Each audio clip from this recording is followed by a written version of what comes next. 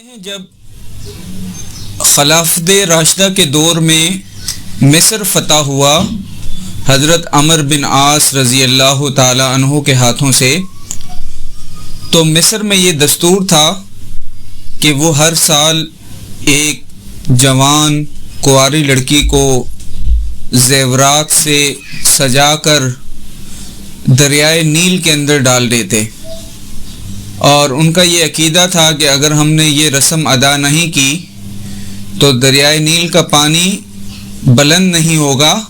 اور ہمارے کھیتوں تک نہیں پہنچے گا۔ چنانچہ جب لڑکی کی قربانی دینے کا وقت آیا تو مصر کے حکام اور تاجر حضرت عمرو بن عاص رضی اللہ تعالیٰ عنہ کے پاس آئے، جو کہ فاتح مصر تھے، اور ان سے آ کے یہ قربانی کی رسم کا تذکرہ کیا۔ چونکہ یہ ایک ظالمانہ رسم تھی تو حضرت عمرو بن عاص نے اس کی اجازت دینے سے انکار کر دیا۔ اب وہ تاجر 3 مہینے تک انتظار کرتے رہے، لیکن جب انہوں نے دیکھا کہ دریا کی سطح بلند نہ ہوئی تو پھر انہوں نے مصر چھوڑنے کا فیصلہ کر لیا۔ حضرت عمرو بن عاص نے جب یہ دیکھا کہ دریائے نیل بلند بھی نہیں ہو رہا اور تاجر ہجرت بھی کرنا چاہتے ہیں، تو آپ نے یہ تمام صورتحال لکھ کر خلیفہ راشد امیر المومنین سیدنا عمر فاروق رضی اللہ تعالیٰ عنہ کو بھیج دی۔ سیدنا فاروق نے جب یہ خط دیکھا تو انہوں نے کہا کہ حضرت عمرو بن عاص کو لکھا کہ آپ نے بالکل ٹھیک کیا کہ اسلام میں ایسی کسی رسم کی کوئی گنجائش نہیں، ظالمانہ رسم کی۔ اور انہوں نے ایک خط لکھا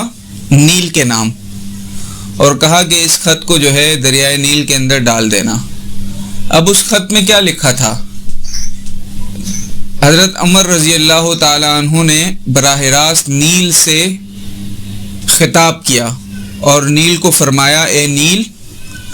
اگر تو اپنی مرضی سے بہتا ہے تو ہمیں تیری ضرورت نہیں ہے، اور اگر تو اللہ کی دی ہوئی طاقت کی وجہ سے بہتا ہے تو میں تجھے حکم دیتا ہوں کہ جس طرح تو پہلے بہتا تھا اسی طرح بہتا رہے۔ اور یہ خط عمر بن خطاب امیر المومنین کی طرف سے ہے۔ کہتے ہیں جب حضرت عمرو بن عاص نے وہ خط دریائے نیل کے اندر ڈالا تو دوسرے دن صبح لوگوں نے دیکھا کہ دریائے نیل 16 ہاتھ تک اونچا ہو گیا، اور اس طرح اس ظالمانہ رسم کا مصر سے خاتمہ ہو گیا۔